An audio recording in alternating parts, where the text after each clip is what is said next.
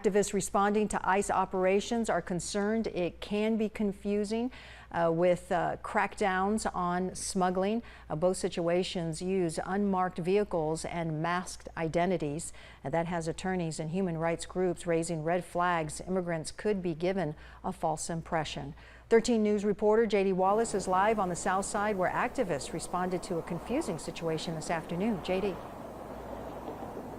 Val, one of the vehicles here was a marked Pinal County Sheriff vehicle, and a spokesperson for that office says this was likely a smuggling enforcement operation because they do not participate in immigration enforcement.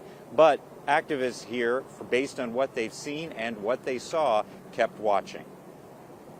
It's definitely a scary sight to see, and it strikes fear into the community, but we can't stand back, we have to stand up. Isaac Haro says this black Ford Expedition was stopped by law enforcement in front of his home, and a man, woman, and a boy about 6 years old were removed.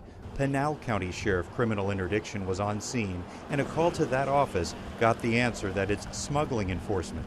But immigration attorney Luis Campos and Derechos Humanos Rapid Response member Maria Carrasco responded to the scene. And as soon as they saw me, they left. They were like 7 trucks, black, and then there were 2 cars with Mexican Sonoran plates. In this case, we have agents who arrived in unmarked vehicles with Mexican plates. And I want to emphasize this. This was an agent that I know is an agent, and again, we spoke to him, and he came out of a car with Mexican plates. One of the vehicles with Sonoran plates held a man who confirmed he was law enforcement. He would not say which agency, but reiterated this is related to drugs. However, scenes like this could continue to create calls to Derechos Humanos and others. They're always saying that, every time we move to different locations, when people call us, they said the same thing. They said it's drug related, or they were looking for arms and stuff like that. We got to do whatever possible to make sure that sites like this aren't as common anymore. And what if it is an enforcement action, something to try to protect you from drugs or smugglers?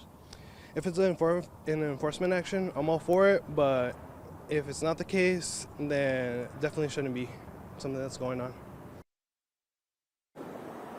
Tucson Police confirmed that they provided 1 marked unit in support of today's operation just in the intersection here. However, they did not participate in the actual operation itself, and they said that they were supporting Pinal County Sheriff as they served a warrant in this area for smuggling. Reporting live on the south side, J.D. Wallace, 13 News.